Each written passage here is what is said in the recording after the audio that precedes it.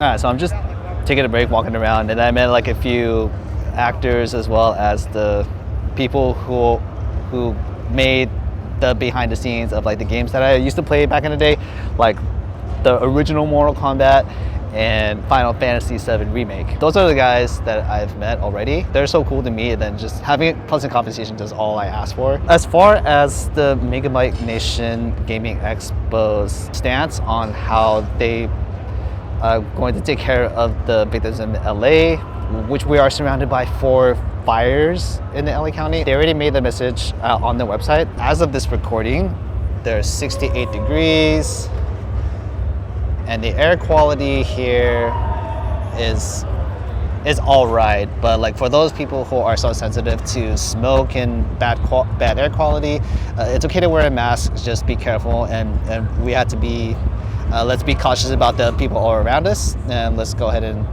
jump right back into the video. Yeah, there are like 3 different stages. One is like the vibing stage where people get to play their live music. The other stage will be for those panelists, if you want to like get to know the people that are working behind the scenes for each game. The last stage will be for the tournaments, for the people who are going to participate in the tournaments for free. Street Fighter 6, Mortal Kombat 1, Tekken 8. They will be available starting tomorrow. Well, starting Saturday and then Sunday. Those will be like the 2 days that will be hosted by the vendor. I don't know if this guy is still there, so I'm just gonna look for him still and see if he can give us like some insight of how it was back in the day making Mortal Kombat at his era. So let's see if I can get his attention, and we'll see what he wants to say. Joining with me is Anthony Marquez, the model for the original Mortal Kombat 1 back in the day. Thank you so much for having me, man. Thank you. With your family back in the day, well, we mean the team as a whole. Okay. Like what was your experience like working with all that little cast? Okay, so really, for Mortal Kombat or whatever, we all grew up together. We all did martial arts together. And so Danny was telling me that, oh, we're going to do this video game. And okay, that's great. But this is back before, all these other video games. And video games to me existed as like Pac-Man or Asteroids or something like that. Or so he says, oh, we're going to do this video game. And I didn't really understand what he was talking about. Anyway, so Danny does it, Rich does it, Carlos, all of the cats that grew up together and did martial arts together. Hosung did it. And he's telling me that, oh, we need you to come in and shoot these ninja characters. And at that point, I had just broken my foot. Oh. And so I couldn't do it. And it was no big deal. Danny stepped in and did all the ninja characters. And I'm just happy for them that these are all the guys, that we all trained together, and now they're doing this video game. And then that video game becomes Mortal Kombat, and it blows up around the world, and you're happy for your friends because they did this, but like you're kicking yourself in the butt with your good foot because you're not part of this thing. Oh, and so you see them on in arcades. You go when you're watching MTV, you see the advertisement for Mortal Kombat. When you're you go to your local grocery, you see them on magazine covers. So you can't get away from this. You see them on C-SPAN because Senator Lieberman is arguing against how violent video games are. Senator Lieberman. Yeah. What? Oh my gosh. Let's not get into that, please. Sorry. But in any event, it's this global phenomenon that you can't get over, and then the opportunity comes up for Mortal Kombat 2, and there's no way that I'm missing this opportunity. Not this time, right? Not this time. Nice. And so, John Tobias approaches me, and he shows me the sketches for the character that he wants me to play. It's a Shaolin monk character, and the Shaolin monk has this gotta get a shot of this. This is so awesome, though. I love it. This is your character. And so then when we start filming or whatever, I'm putting on the costume. I'm trying to wrap my head around how I'm going to bring this character to life. And I'm standing there and just have the costume on. And then I realize the character is all about the hat. And just like Clint Eastwood, just like, the man with no name, it's all in the hat. And so then I put on the hat, and you realize, okay, the hat hides what you're feeling, what you're thinking. And when you lift the hat up and you can see the eyes, yes. That's what it looks like from there. Oh man, that's awesome. That's Kung Lao. It's the attitude built around the hat. And that's based on Clint Eastwood. And again, I'm a big Michael Jackson fan too. And so, Smooth Criminal and all of those things. And Michael Jackson always has that hat on. And so Kung Lao is really built around Clint Eastwood and Michael Jackson. Bruce Lee and Bon Jovi. so that's the what, original inspiration Yes. coming from him. Originals. Now that Mortal Kombat 2, Mortal Kombat 3, Ultimate Mortal Kombat 3 are like the identity that you represent. Yeah. You told me that your son is doing some mocap as well. Yes. Right. So that's one of the great things about for me and my family, for Mortal Kombat and Kung Lao in particular.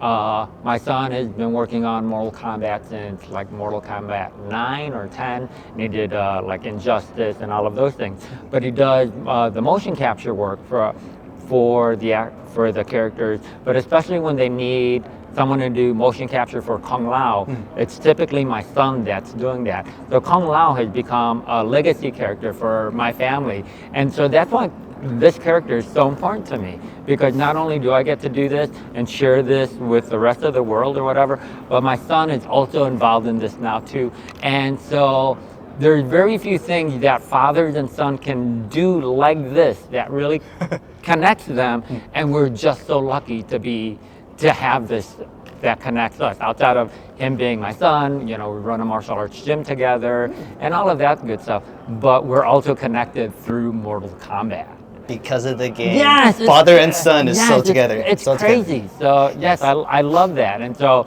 that's why I'm always so grateful that I'm able to, that I'm part of this franchise, that I'm able to share these stories. All of these things that we always, we come to events or online, and I'm always hearing about how, this game is such a big part of a lot of people's childhood.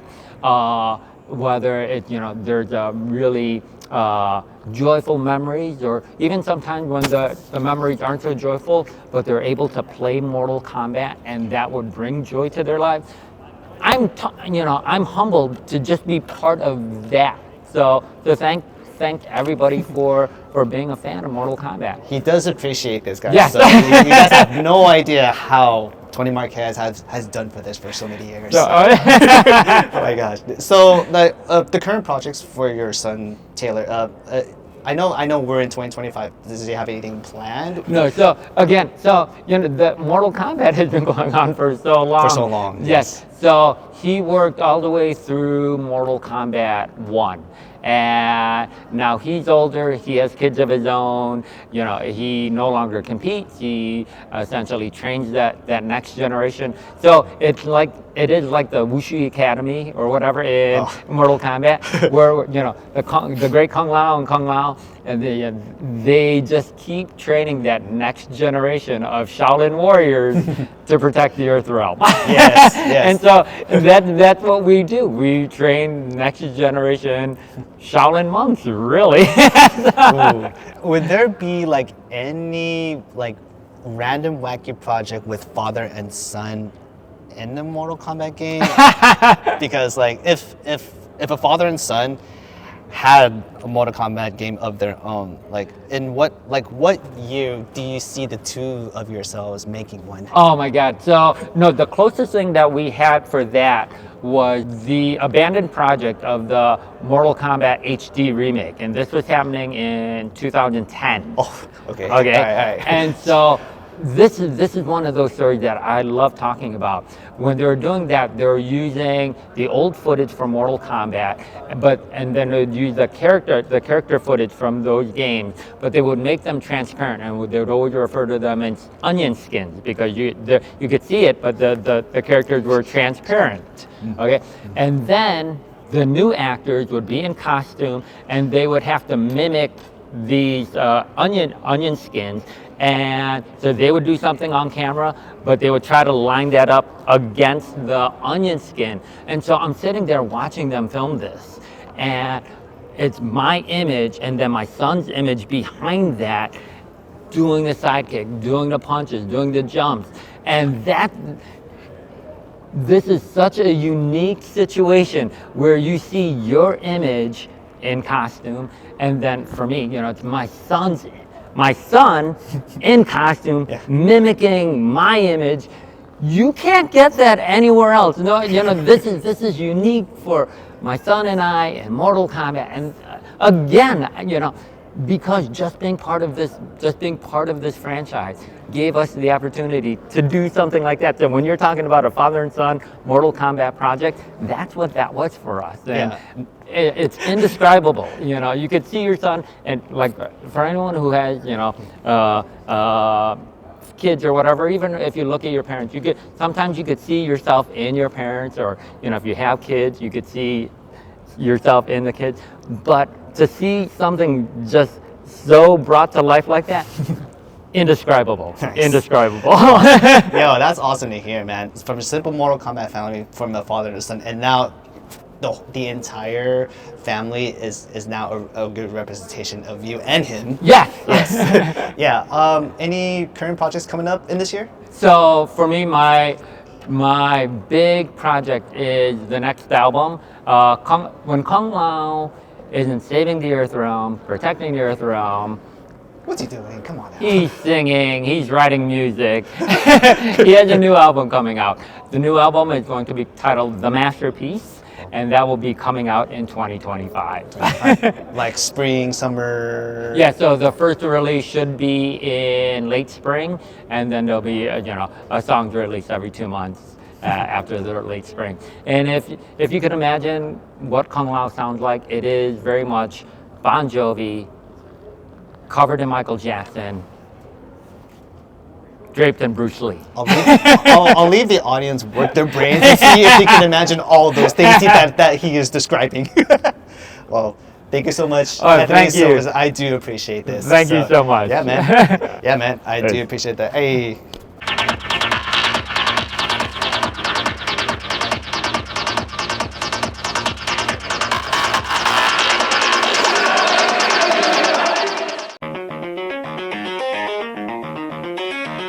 Yeah.